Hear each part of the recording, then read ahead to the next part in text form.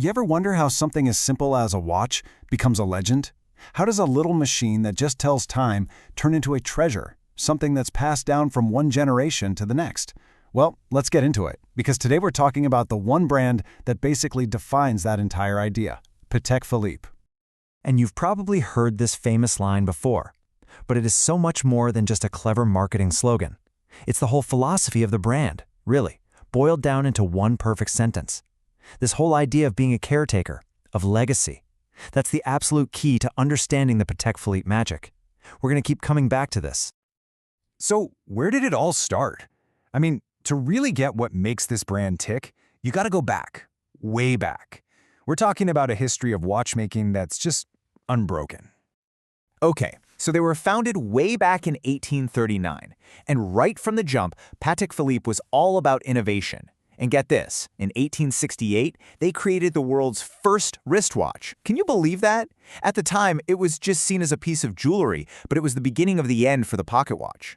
Then, a huge moment in 1932, the Stern family takes over, and that $24 million sale, wow, that just gives you an idea of the kind of artistry and value we're dealing with here.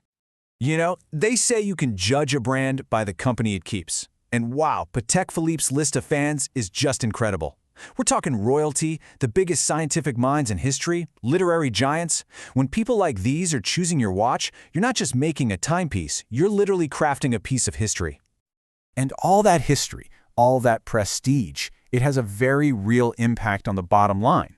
See, every single part is finished by hand, and they make so few of them. So these watches don't just hold their value, a lot of the time they go up, and sometimes way up. It's like a wearable asset. And if you need proof, just look at what happened in 2016. A rare Patek Philippe, the reference 1518, sold for $11 million. And here's the kicker. It was made out of simple stainless steel. The fact that such a complicated, high-end watch was in a non-precious metal made it this ultimate unicorn for collectors. Okay, so with a history that rich, where do you even begin with the watches themselves? Well, you start with the one, the archetype. The watch that for so many people is the very definition of a Patek Philippe. The Calatrava came out in 1932, right when the Stern family took the reins. It immediately became the face of the brand. It wasn't meant to be flashy, it wasn't complicated, it was simply designed to be the perfect, most elegant, most timeless dress watch you could imagine. And boy, did they nail it. So what was its secret? Why does it still look so perfect today? Well, it took a page from one of the most important design schools ever, Bauhaus. You know, the whole form follows function idea? That's Bauhaus, and that philosophy is literally built into the Calatrava's DNA. And you can totally see it, right? The pure, clean lines, that incredibly uncluttered dial, the sheer elegance of it all. The Calatrava is the poster child for less is more. It's just a masterclass in quiet confidence, a design that just refuses to get old. But hold on, Patek isn't just about these quiet, super classic dress watches. No way. In the 1970s, the world was changing, things were getting more casual, and Patek Philippe answered with a move that for them was completely radical. In 1976, they dropped the Nautilus, and everything about its creation was iconic. First, it was designed by the absolute rock star of watch design, Gerald Ginte. Second, making a top-tier luxury watch out of steel, that was a huge, bold statement. And third, that unforgettable shape, it was inspired by the hinges of a ship's porthole. It was big, it was bold, and it basically invented the whole luxury sports watch category. Fast forward a couple of decades, and that casual vibe is even bigger. Think about the 90s. It was all about being more relaxed. So, Patek took the revolutionary idea of the Nautilus and pushed it even further, creating a watch that was perfect for a new, younger audience. And when you put them side by side, you can really see that evolution. The Nautilus is all about that robust elegance with its famous integrated bracelet. The Aquanaut took that same porthole shape but gave it this modern, sporty energy with its innovative tropical strap, which is a super durable composite material. It was definitely the Nautilus's cool, adventurous younger sibling. So we've had the classic, we've had the sporty, but there's this other whole dimension to Patek Philippe. And that's where we get into watches as, well, basically wearable art, where watchmaking collides with math and art history. I mean, just picture it. 1968. It was a crazy, chaotic time, right? Social upheaval everywhere. And right in the middle of all that, Patek releases this, the Golden Ellipse. It was meant to be an island of calm in a sea of chaos.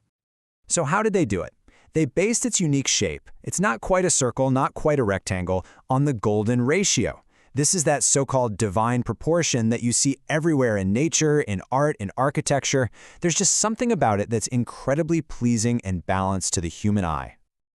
And this wasn't their only time dipping into art history. In '93, they launched the Gondola collection, which is like a love letter to the Roaring '20s and the bold, geometric style of the Art Deco movement. And the story behind this collection is just so cool.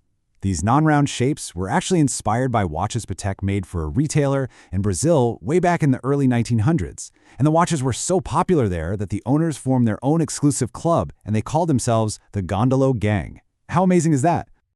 So you've got the classic, the rebel, the artist. What's the common thread here? What's the secret sauce that holds all of this together and creates this incredible, enduring legacy? Well, it really boils down to three core things. First, the craftsmanship is just insane. Every single tiny part is finished by hand. Second, they've always been innovators, from making the first wristwatch to developing new technologies. And third, exclusivity. Because everything is done by hand, they simply can't make very many. It's built-in rarity. And that, right there, is the real genius of the brand, if you ask me. They don't just create timeless watches. They create watches that are a perfect snapshot of their time. The Calatrava captured the clean, minimalist vibe of the 30s, and the Nautilus captured the bold, sporty mood of the 70s. Each watch is like its own little time capsule. Which, of course, brings us right back to where we started. That slogan isn't just about a watch. It's about owning a piece of design history, a piece of engineering innovation, and a story that you get to be the custodian of, just for a little while, before you pass it on. And that kind of leaves you with a big question, doesn't it? In our world of fast fashion and trends that last about 5 minutes, what are the real ingredients? What does it actually take for something, an object, an idea, to become truly timeless? It's something to think about.